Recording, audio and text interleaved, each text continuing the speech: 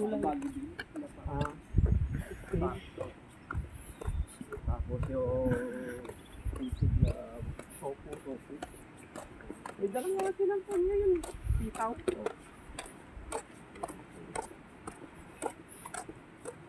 Walang tao sa park. Wala pang tao. Ano yung katin yan? Yes, ayun dito. Oo, kinukubo. Almusalan yun.